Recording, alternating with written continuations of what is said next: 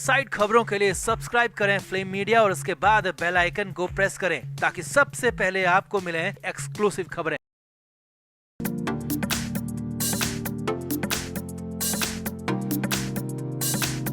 उद्धव ठाकरे की पार्टी को रोज झटके पर झटके लग रहे हैं और चुनाव से ठीक पहले बबन राव घोलप के पार्टी छोड़ने से उद्धव की सेहत भी बिगड़ने की खबर आ रही है। और उद्धव की इसी हालत पर महाराष्ट्र के डिप्टी सीएम देवेंद्र फडणवीस ने करारा तंज कसा है। फडणवीस ने एक चुनावी रैली को संबोधित करते हुए कहा कि उद्धव ठाकरे के वश में चुनाव लड़ना नहीं है, उन्हें तो एसी कमरों में मखमली बिस्तर पर सोने की आदत है। इतना ही नहीं, फडणवीस ने यहाँ पर सुनेत्रा पवार और सुप्रिया सुले की बारामती में सीधी लड़ाई पर भी बड़ा बयान दे दिया। तो क्या कहा देवेंद्र फडणवीस ने, आपको पूरा बयान दिखाते हैं। आप भी वीडियो को शेयर करें और अपनी राय कमेंट बॉक्स में जरूर दें। तो महाराष्ट्र के डिप्टी सीएम देवेंद्र फडणवीस लगातार चुनावी रैलियों में जा रहे हैं और अपनी पार्टी के लिए धुआंधार प्रचार कर रहे हैं। अब इस दौरान फडणवीस पुणे जिले में पहुंचे और वहां पर कई जगह पर चुनावी रैलियों को संबोधित किया। इस दौरान फडणवीस ने सीधा हमला बोला कि उद्धव ठाकरे राजनीति के लिए बने ही नहीं है। फडणवीस ने कहा, उद्धव ठाकरे फोटोग्राफी के शौकीन रहे हैं, एसी कमरों में सोने की और एसी गाड़ियों में चलने के आदी रहे हैं, इसीलिए कड़ी धूप और उमस में चुनावों के लिए कैंपेनिंग करना उनके वश में नहीं है। फडणवीस ने आगे कहा कि सुना है कि इसी वजह से उद्धव ठाकरे की तबीयत भी लगातार खराब हो रही है। फडणवीस ने आगे कहा कि मैं तो उद्धव ठाकरे को यही सलाह दूंगा कि जाकर आराम करो, चुनाव आपके वश के नहीं है, चुनाव हम लड़ लेंगे। यहाँ आपको बता दें कि ऐसी खबरें आई थी कि बबन राव घोलप के पार्टी छोड़ने की खबर से उद्धव ठाकरे की सेहत बिगड़ गई। उन्हें अचानक चक्कर आ गया और चक्कर आने की वजह से वो गिर भी गए। उसके बाद उनका ट्रीटमेंट भी किया गया। खबर के मुताबिक उनका ब्लड प्रेशर काफी कम ज्यादा हो रहा था, इसी वजह से उन्हें चुनावी कैंपेनिंग भी बीच में ही रोकनी पड़ी। और उद्धव ठाकरे की इसी हालत पर फडणवीस ने ये तंज कसा है और कहा है कि जाकर आराम फरमाओ, चुनाव उनके वश के नहीं है। वहीं डिप्टी सीएम ने आगे कहा कि कुछ लोग सोचते हैं कि बारामती की लड़ाई शरद पवार और अजीत पवार के बीच है और कुछ सोचते हैं कि ये लड़ाई सुप्रिया सुले और सुनेत्रा पवार के बीच है, लेकिन मैं यहाँ पर स्पष्ट कर दूं कि ये मुकाबला सीधे सीधे पीएम मोदी और राहुल गांधी के बीच है। फडणवीस ने सुप्रिया सुले को लेकर कहा कि सुप्रिया ने जम्मू कश्मीर में आर्टिकल 370 को हटाने जैसे मोदी सरकार के ऐतिहासिक फैसलों का विरोध किया था। संसद में उनके भाषणों को देखिए और फिर तय करना है कि उनके सांसद मोदी की विकास यात्रा में चलेंगे या फिर राहुल की विकास विहीन मानसिकता वाली रैली में जाएंगे। फडणवीस ने आगे कहा कि इस लड़ाई से बहुत कुछ तो नहीं बदलेगा, लेकिन इससे देश के विकास में मदद जरूर मिलेगी। विपक्षी सिंपैथी कार्ड खेलने की कोशिश कर रहे हैं, लेकिन मतदाताओं को बड़े लक्ष्य पर ध्यान केंद्रित करना है और मोदी को जिताना है या फिर राहुल को, इसी पर ध्यान फोकस करना है, सुप्रिया सुले या सुनेत्रा पवार पर नहीं। तो कुल मिलाकर देवेंद्र फडणवीस ने उद्धव ठाकरे और शरद पवार के साथ ही सुप्रिया सुले और राहुल गांधी को भी सुनाने में कोई कसर नहीं की। वहीं उद्धव ठाकरे की सेहत को लेकर भी बड़ा तंज कस दिया। तो क्या वाकई में राजनीति उद्धव ठाकरे के वश की नहीं है या फिर फडणवीस ने बोलने में लिमिट क्रॉस कर दी है? आप भी अपनी राय कमेंट बॉक्स में जरूर दें और वीडियो को भी शेयर करें।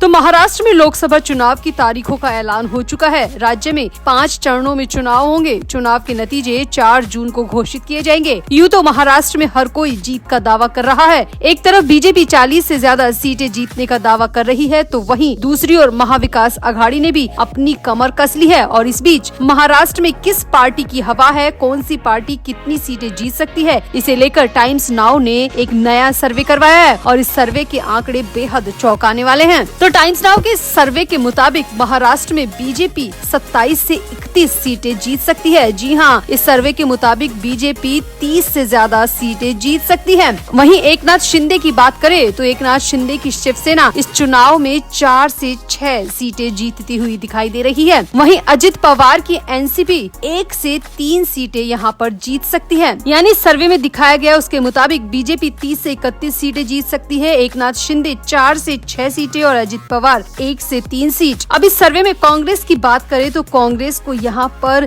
0 से 1 सीट मिलती दिखाई दे रही है, यानी कि कांग्रेस 1 सीट भी यहाँ पर बेहद मुश्किल से जीत पाएगी या फिर जीत ही नहीं पाएगी। टाइम्स नाउ के सर्वे में उद्धव ठाकरे की शिवसेना 7 से 9 सीटें जीतती हुई नजर आ रही है। यानी कि जो उद्धव ठाकरे लोकसभा में अपने सबसे अच्छे और बेहतरीन प्रदर्शन की बात कर रहे हैं, दावे कर रहे हैं, उनके हिस्से में 7 से 9 सीटें ही दिखाई दे रही है। वहीं शरद पवार की एनसीपी सिर्फ 1 से 3 सीट ही जीतती नजर आ रही है। और अन्य के खाते की बात करें तो अन्य के खाते में भी 0 से 1 सीट जाने की संभावना है। अब इस सर्वे से साफ हो गया है कि उद्धव ठाकरे की पार्टी 7 से 9 सीटें जीत सकती है और शरद पवार की एनसीपी सिर्फ 1 से 3 सीट। यानी कि यहाँ पर कांग्रेस, उद्धव ठाकरे और शरद पवार का हाल वाकई में बुरा है। हाल तो एकनाथ शिंदे और अजित पवार का भी इस चुनावी सर्वे में अच्छा नहीं है, लेकिन बीजेपी की पूरी तरह बल्ले बल्ले होती हुई इस सर्वे में दिखाई दे रही है। यहाँ आपको बता दें कि महाराष्ट्र में लोकसभा की कुल 48 सीटें हैं। यूपी के बाद सबसे ज्यादा सीट महाराष्ट्र में ही है, इसलिए इस राज्य में बीजेपी की नजर है। महाराष्ट्र में पिछले लोकसभा चुनाव की अगर बात करें तो 2019 के लोकसभा चुनाव में बीजेपी ने यहाँ पर 23 सीटें जीती थी, जबकि राष्ट्रवादी कांग्रेस पार्टी एनसीपी ने 4 सीटें और उद्धव ठाकरे की शिवसेना ने 18 सीटों पर जीत का परचम लहराया था। जिन उद्धव ठाकरे ने 2019 में 18 सीटों पर जीत हासिल की थी, वो अब 7 से 9 सीटों पर भी मुश्किल से जीतते नजर आ रहे हैं। और इस बार तो इस बात पर भी नजर रहेगी क्योंकि एनसीपी और शिवसेना दोनों ही टूट चुकी है और दोनों की टूट के बाद भी यहाँ पर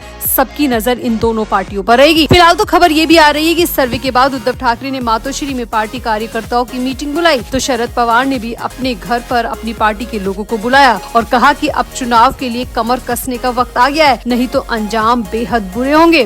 तो महाराष्ट्र में लोकसभा 2024 का चुनाव रोचक होने वाला है। इस चुनाव में पहली बार 2 गुटों में बटी शिवसेना और एनसीपी एक दूसरे से टकराएगी। एनसीपी में टूट के बाद अजित पवार महायुति गठबंधन का हिस्सा बन चुके हैं, तो शिवसेना से टूटने के बाद एकनाथ शिंदे भी बीजेपी का हिस्सा बन चुके हैं। ऐसे में बीजेपी को इन सब चीजों को कितना फायदा मिलेगा, कितना नहीं, अब ये तो 4 जून को ही पता चलेगा। लेकिन इस सर्वे के मुताबिक उद्धव ठाकरे और शरद पवार का हाल वाकई में बेहद बुरा नजर आ रहा है। तो आपका इस पूरे चुनावी सर्वे पर क्या कहना है? क्या कहती है महाराष्ट्र की जनता? मराठी लोग किसको वोट देंगे, किसको जिताएंगे? आप भी अपनी राय कमेंट बॉक्स में जरूर दें और वीडियो को भी शेयर करें।